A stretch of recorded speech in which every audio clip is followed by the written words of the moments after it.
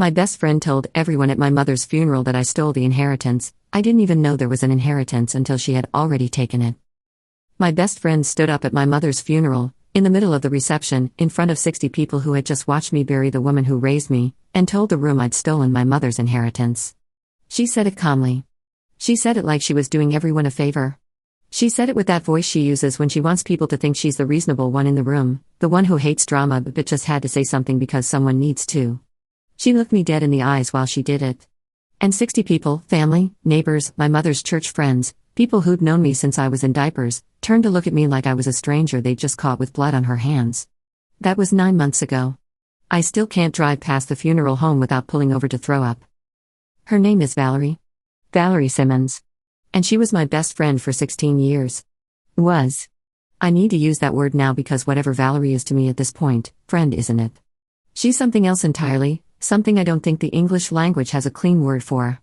The person who knew you best and used it to destroy you. The person who was close enough to find every soft spot and sharp enough to press on every one of them at the exact moment you couldn't defend yourself. There should be a word for that. There isn't. So I just call her Valerie, and the name itself has become the word. I need to get this out. All of it. The whole story. Because the version that's been circulating, the version Valerie built and distributed like a press release to anyone who would listen, is not what happened. And I've been too broken, too exhausted, too deep in grief to correct it until now. My mother is dead. My reputation in my hometown is shredded. Half my family won't return my calls.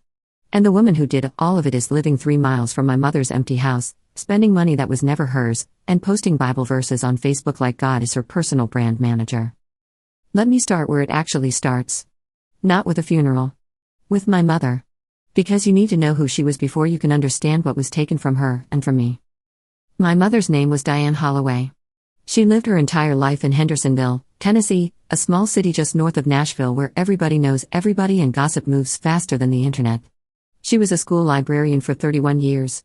She drove the same silver Buick for 19 of them. She went to First Baptist every Sunday, taught Sunday school to kindergartners, and made a peach cobbler so good the church put it in their annual cookbook twice. She was quiet, deliberate, private about money in the way Southern women of her generation were, never flashy, never talked about what she had or didn't have. She wore the same pearl earrings for 40 years. She mowed her own lawn until she was 68. She was not the kind of woman you'd look at and think inheritance. She was the kind of woman you'd look at and think backbone. My father died when I was 11. Heart attack, sudden, gone before the ambulance arrived. After that, it was just me and Mom. I'm an only child. No siblings, no cousins close enough to count. Mom and I became a unit, tighter than most mothers and daughters, probably too tight in the ways therapists warn about, but I didn't care. She was my person. She helped me with homework at the kitchen table every night until I graduated. She drove me to college move-in day at UT Knoxville and cried the whole way home. I know because she called me from the driveway and I could hear the engine still running. She called me every single evening at 7 p.m. for 22 years. Every single evening. Even when I lived in Nashville after college. Even when I got married. Even when I had my daughter, Grace. 7 o'clock, the phone would ring and it was Mom, asking about my day like it was the most important question in the world. She got sick 2 years ago. Pancreatic cancer. The kind that doesn't negotiate. The doctor said 6 to 12 months. She got 14, because she was Diane Holloway and she wasn't leaving until she was good and ready. I moved back to Hendersonville to take care of her, left my apartment in Nashville, pulled Grace out of her school, rearranged my entire life around a hospital bed in my mother's living room. My husband, Cole, stayed in Nashville for work but drove up every weekend. For 14 months, I bathed my mother, changed her sheets, administered her medication, held her hand through pain that made her scream into a pillow, and sat with her at 3 a.m. when the morphine wasn't enough and all she wanted was for someone to talk to her until it passed. That's who I was. A daughter. Taking care of her dying mother. While Valerie was taking care of everything else. I met Valerie when I was 20 years old. She was dating a guy in my friend group at UT Knoxville, and we bonded at a tailgate over a shared hatred of a particular professor and a shared love of terrible reality TV. She was charming, everyone says that about her, and it's true. Valerie had this gift for making you feel like you were the most important person in the room. She remembered details. She followed up. She'd text you something specific. How did that job interview go? Or did your car pass inspection? And it made you feel seen in a way that's rare and addictive. I attached to her quickly. Too quickly, looking back. But when you're 20 and lonely and far from home, a person who pays attention to you feels like a lifeline. We stayed close after college. She moved to Hendersonville too, partly because rent was cheaper than Nashville, partly because she liked the town, and partly, she said, because she wanted to be near me. She got a job doing bookkeeping for a local construction company. She was good with numbers, good with paperwork, good with the tedious back-end stuff that most people hate. She and my mother got along immediately. Mom loved her. Called her my other daughter. Invited her to Thanksgiving, Christmas, Easter. Valerie brought flowers every time. She helped Mom in the garden. She sat on the porch and listened to Mom's stories about Dad, about the old days, about the Hendersonville that existed before the Nashville sprawl crept north. Mom trusted her. I trusted her. We both let her in so deep that by the time she betrayed us, she was already inside every wall we had. When Mom got sick, Valerie stepped up. Or so I thought. She offered to help with the practical stuff, the bills, the insurance paperwork, the things I didn't have the bandwidth for while I was spending 18 hours a day in caregiver mode. She had the bookkeeping background. She understood forms and accounts and the bureaucratic maze that terminal illness drops you into. I was grateful. God, I was so grateful. I handed her my mother's financial paperwork without a second thought. Bank statements. Insurance documents. The contact information for Mom's attorney. Access to Mom's account so she could pay the home health aide and the pharmacy and the medical equipment company. I gave her everything because I was drowning in bedpans and morphine schedules and the slow, excruciating work of watching my mother die, and Valerie said, "Let me carry this for you," and I let her. I let her because that's what trust is. You hand someone the heavy thing and you believe they'll hold it. Here's what I didn't know. My mother had money. Not a fortune, not millions, not some secret empire, but significantly more than I ever imagined. Mom had been quietly, methodically saving and investing for decades. The school librarian who drove a Buick and wore the same earrings for 40 years had, through a combination of careful saving, a paid-off house, a modest pension, Dad's life insurance from 20 years ago, and investments she'd apparently been managing through an advisor since the late 90s, accumulated just over $340,000 in liquid assets. Plus the house, which, given Hendersonville's growth as Nashville pushed north, was worth about $280,000. Total estate, over $600,000. I had no idea. None. My mother never talked about money. She lived like a woman with enough and nothing more. She didn't travel. She didn't renovate. She didn't splurge. The only hint, and I've replayed this 1,000 times, was a conversation we had about 4 months before she died. She was having a good day, sitting up in bed, eating soup. She said, "Megan, I need to talk to you about the house and some other things. Not today. But soon. There are things you need to know," I said. "Okay, Mom. Whenever you're ready." She nodded and changed the subject. We never had that conversation. Her health declined fast after that, and the lucid days became rare, and then they stopped, and she died on a Tuesday in March with my hand on her chest and Amazing Grace playing from a Bluetooth speaker because the hospice nurse said music helps at the end. She died, and I didn't know about the money, and Valerie did. Valerie knew because she'd been inside my mother's financial life for over a year. She'd seen the bank statements. She'd spoken with the attorney. She'd had access to every account, every document, every number. And at some point, I don't know exactly when, my attorney is still working the timeline, she began moving things. Not dramatically. Not in some obvious, movie villain heist. Slowly. Carefully. The same way she did everything, with attention to detail and the kind of patience that only someone truly calculating possesses. She made herself a co-signer on one of Mom's accounts, forged the paperwork, or maybe talked Mom into signing something during a confused, medicated moment. We don't know yet, and the uncertainty haunts me. She redirected some of the investment distributions. She paid herself for services from Mom's account, bookkeeping fees, administrative fees, things that sounded legitimate on paper but were fabricated. Over the course of 14 months, while I was changing my mother's sheets and holding her hand through chemo and sleeping on a cot next to her hospital bed, Valerie siphoned approximately $140,000. $140,000. Almost half of the liquid assets my mother spent a lifetime building. But the money wasn't enough. Because Valerie didn't just steal. She covered. And the cover was worse than the crime. My mother's funeral was on a Saturday. First Baptist, packed. Standing room only because Diane Holloway had touched that many lives in 69 years of quiet, steady kindness. I was in the front row with Cole and Grace, who was 7 and didn't fully understand but knew that Grandma was gone and that Mama couldn't stop crying. The service was beautiful.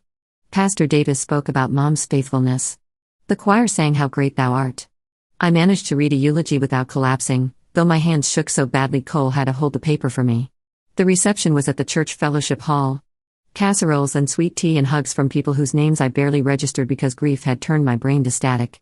I was standing by the dessert table. Someone had made Mom's peach cobbler from the church cookbook, and that detail nearly broke me, when Valerie walked to the center of the room.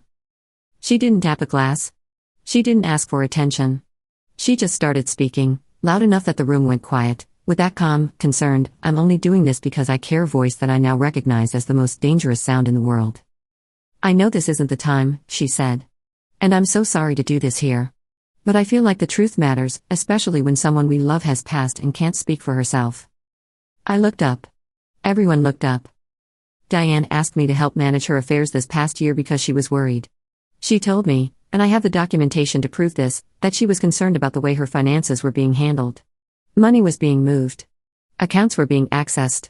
She didn't want to believe it was Megan, but she asked me to keep an eye on things. The room was silent. 60 people. Not a sound. I've spent the last few months documenting what I found. I didn't want to say anything while Diane was alive because I didn't want to cause her more pain. But now that she's gone, I think her family and friends deserve to know that a significant amount of her savings, money she worked her whole life for, was taken. And the only person with access was Megan. She looked at me. And she was crying. Actual tears, rolling down her face, and I'll spend the rest of my life wondering if those tears were real or just the final, masterful touch of a performance she'd been rehearsing for months. I stood there. Cole's hand was on my arm. Grace was pulling at my dress asking for juice. And 60 people were staring at me with expressions that shifted, in real time, from sympathy to suspicion. I watched it happen. I watched faces I'd known my whole life rearrange themselves. Mrs. Patterson from next door. Uncle Hank, my father's brother. The women from Mom's book club. People who had just hugged me, just told me how much they loved Diane, just squeezed my hand and said, "Your mama was so proud of you." They were looking at me like I was something they'd stepped in. I opened my mouth. Nothing came out. Not a word. Not a denial. Not a defense.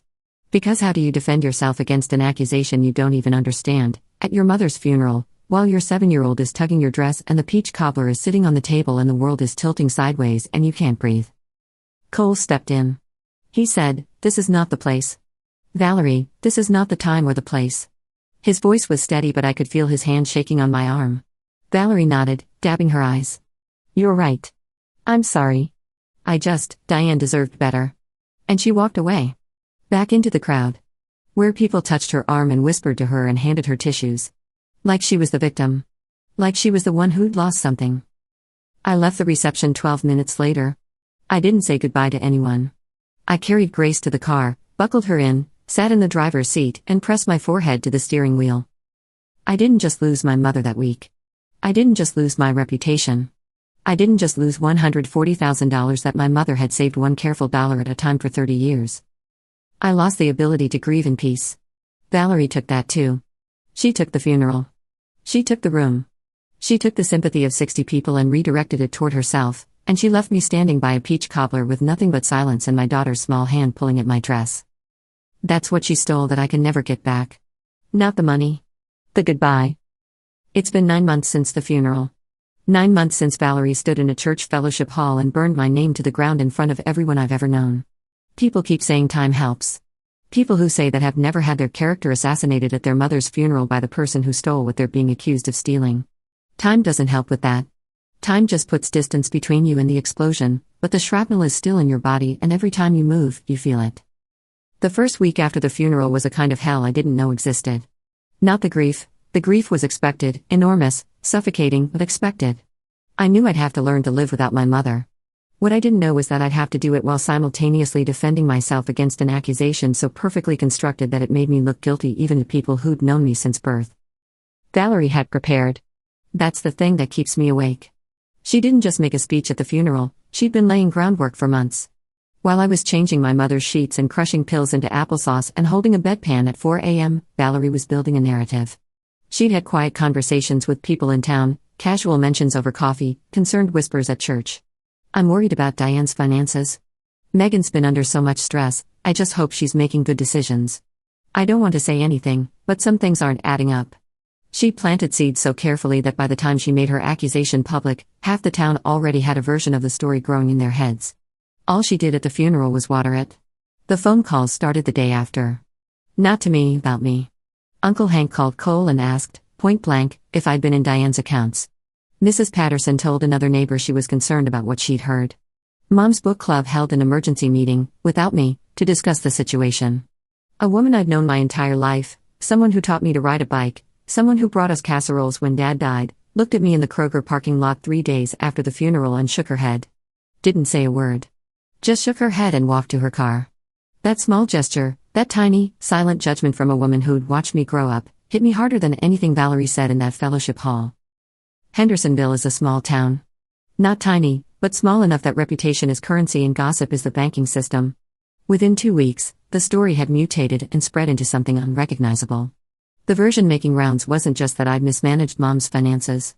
It was that I deliberately drained her accounts while she was dying. That I'd moved back to Hendersonville not to care for her but to get closer to the money. That I'd isolated her from friends and family, which was insane because I'd been begging people to visit, begging for help, begging for someone to sit with her for an hour so I could shower. But the truth doesn't travel as fast as a good story, and Valerie had given them an excellent story, the greedy daughter who came home to cash in on her dying mother. Cole was the one who said we needed an attorney. I was too deep in it, too deep in grief, too deep in shock, too deep in the bizarre paralysis of being accused of something you didn't do and not having the energy to fight because you just buried your mother 5 days ago. Cole drove to Nashville and hired a lawyer named Patricia Bowen, who specialized in estate fraud and elder financial abuse.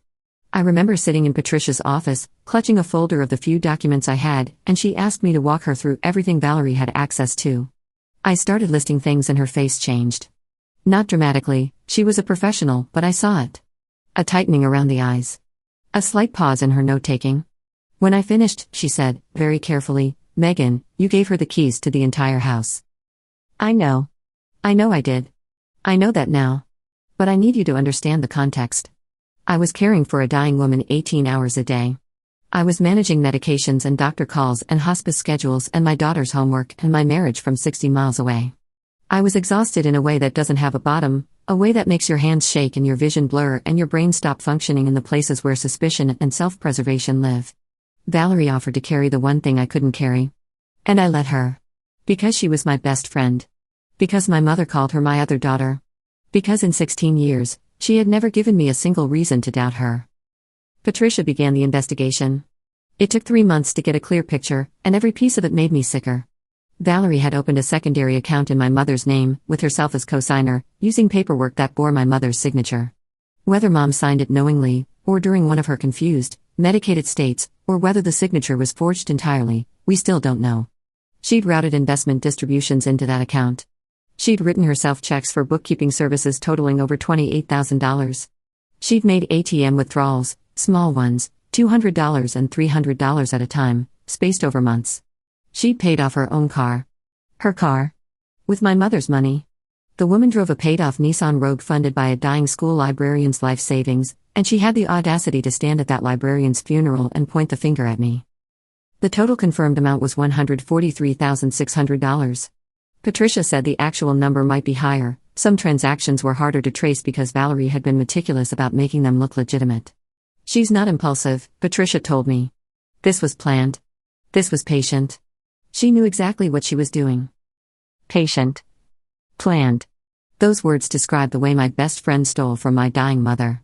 The same words I would have used to describe the way she showed up with flowers. The way she remembered birthdays. The way she asked how did that interview go? And made you feel seen. It was all the same skill set. The attentiveness that made her a good friend was the same attentiveness that made her a precise and devastating thief. She paid attention to everything, and she used everything she noticed. I filed a civil suit. Patricia also referred the case to the Sumner County District Attorney's Office for criminal investigation. That process is slow, agonizingly, bureaucratically slow, and as of today, it's still ongoing. I'm told there's a strong case. I'm told the documentation is clear. I'm told these things take time. Meanwhile, Valerie is still living 3 miles from my mother's house, still attending First Baptist, still posting on Facebook, still breathing free air while I sit in a house that smells like my mother's perfume and wait for a system that moves at the speed of paperwork. The social fallout has been the cruelest part. Worse than the money, and I know how that sounds, because $143,000 is devastating. It's my mother's legacy, it's years of her life converted into dollars and then stolen. But the loneliness is worse. Because Valerie didn't just take the money. She took the town. About a third of the people in Hendersonville believe her version. They believe it because she told it first, because she told it with tears, because she told it at a funeral where emotions were high and critical thinking was low. They believe it because she's charming and specific and cries in all the right places, and because accusing a grieving daughter is such an outrageous thing to do that it loops back around to seeming credible. Who would lie about something like that at a funeral? Another third are staying out of it, the neutrals, the fence sitters, the people who hug me at the grocery store and then have dinner at Valerie's house the same week. And the last third believe me. They've seen the evidence, or they know my character, or they're just decent enough to wait for the truth before rendering judgment. But a third of a small town is a lonely number. It's enough to fill a room for a birthday party, but not enough to make you feel like you belong anywhere. Uncle Hank came around after Patricia showed him some of the documentation. He called me and said, "I'm sorry, Megan. I should have asked you before I assumed." I appreciated that. I did. But the fact that my own uncle, my father's brother, a man who carried me on his shoulders at 4th of July parades, had to be shown legal documents before he believed I didn't rob my dying mother tells you everything about what Valerie's accusation did. It shifted the burden of proof onto me. I had to prove my innocence. Not to a court, to my own family. To my own town. To people who'd known me my entire life. And some of them still aren't convinced, because evidence is complicated and stories are simple, and Valerie told a very simple story. Mom's house is still empty. I can't sell it while the legal proceedings are ongoing, and honestly, I don't know if I could even if I were allowed. I go there sometimes. Sit in the kitchen where she taught me to make biscuits. Stand in the doorway of her bedroom where the hospital bed used to be. The wallpaper is the same pattern she chose in 1994, tiny yellow flowers on cream. She never changed it because she said it reminded her of Dad. He helped me pick this pattern, she told me once. Took him 45 minutes at the hardware store. 45 minutes to choose wallpaper. That man loved keeping things right. I stand in that room and I talk to her. I tell her what happened. I tell her about Valerie, about the money, about the funeral. I tell her I'm sorry I didn't protect her better. I tell her I'm sorry I trusted the wrong person with the most important paperwork of her life. And I tell her I'm going to get it back, not just the money, but her name. Her legacy. The reputation of a woman who spent 69 years building a life of quiet integrity, only to have it tangled up in someone else's crime. I went through old photos last month. 16 years of Valerie. There she is at my wedding, adjusting my veil, grinning at the camera. There she is at Grace's first birthday, holding my daughter on her hip, frosting on both of their faces. There she is on Mom's porch, drinking iced tea, laughing at something Mom said. There she is at Thanksgiving, at Christmas, at the 4th of July, at 100 Tuesday nights where nothing special happened except two friends sitting on a couch watching bad TV and believing the world was kind. I didn't delete them. Not yet. I put them in a folder on my desktop called Evidence, not for the court case, but for myself. Evidence that it was real. Evidence that I didn't imagine 16 years of friendship. Evidence that the woman who destroyed me was, at some point, the woman who loved me. Because I need to believe both things are true.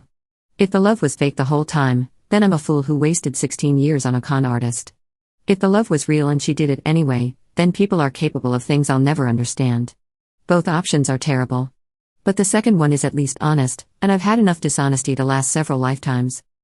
Valerie hasn't contacted me. Not once since the funeral. No text, no call, no letter, no email. 16 years of daily communication, good morning texts, Marco Polo videos, 3-hour phone calls about nothing, and then absolute silence. Like I was a subscription she canceled. Like I was a tab she closed. The absence of her is everywhere. In the empty chair at my kitchen table. In the silence of Sunday mornings when we used to FaceTime while making breakfast. In the fact that when something happens, good or bad, my first instinct is still to tell her, and my second instinct is to remember that the person I want to tell is the person who ruined my life. Last week, I saw her. I was picking Grace up from school and Valerie was in the parking lot. She volunteers at the elementary school reading program, because of course she does, because image management is a full-time job and she's the hardest worker I've ever met. She was standing by her car, the Nissan Rogue, the one my mother's money paid off, talking to another mom, laughing. She was wearing a scarf I recognized. Blue and cream, cashmere. I gave it to her for her birthday 3 years ago. She saw me. Our eyes met across the parking lot, across 15 cars and a lifetime of broken trust. And her face did something I wasn't prepared for. It softened. Not guilt, I know what her guilt looks like, and this wasn't it. It was sadness. Real, unperformable sadness. The kind that lives in the eyes and can't be faked. For 1 second, maybe less, she looked at me the way she used to. Like I was her person. Like she missed me. And I hated her for it. Not for the money. Not for the funeral. For that look. Because that look means she knows what she lost. And she did it anyway. She calculated the cost of our friendship, weighed it against $143,000 and the thrill of getting away with it, and she chose the money. She chose it with her eyes open. She chose it knowing exactly what it would cost, not just me, but us. And the fact that she misses me doesn't make it better. It makes it worse. Because missing someone you destroyed isn't regret. It's nostalgia for the crime scene. Grace asked me last night, while I was braiding her hair for bed, "Mama, how come Auntie Val doesn't come over anymore?" I closed my eyes, took a breath, and said, "Sometimes friendships change, baby. It doesn't mean anyone's bad. It just means things are different now." She thought about it and said, "But I miss her mac and cheese." I laughed. The kind of laugh that has a crack running through it. Because Grace is 7, and she doesn't know about the money or the funeral or the parking lot or the scarf. She knows that a woman who used to come to our house and make her favorite dinner from scratch doesn't come anymore. And in the pure, uncomplicated math of a 7-year-old's heart, that's the whole tragedy. She's not wrong. My mother left a letter. Patricia found it during the estate review, tucked inside a manila folder in Mom's filing cabinet, handwritten, dated about 5 months before she died. It was addressed to me. It said, "Megan, by the time you read this, I hope I've already told you everything in person. But in case I haven't, in case this thing takes me before I get the chance, I want you to know, everything I have is yours. The house, the accounts, all of it. I wasn't good at talking about money. Your father was the same way. But I saved it for you and for Grace. Every dollar. For 30 years. Not because I didn't trust the world, but because I wanted you to have choices. I wanted you to have the kind of freedom I didn't have when your father died and I had to figure out everything alone with a little girl and no savings and no plan. You won't have to do that. I made sure of it. I love you more than any number in any account. Take care of Grace. Take care of yourself. And don't forget to water the garden. Mom." I read that letter sitting on the floor of her empty house, and I cried so hard I couldn't see the words anymore. I cried for the money she saved, one librarian paycheck at a time, for 30 years. I cried for the conversation we never had. I cried for the freedom she wanted to give me that Valerie intercepted like a package off someone else's porch. And I cried because my mother, even in death, even in a letter she wrote while dying, was still taking care of me. Still planning ahead. Still making sure I'd be okay. She made sure. And Valerie made it. I'm still fighting.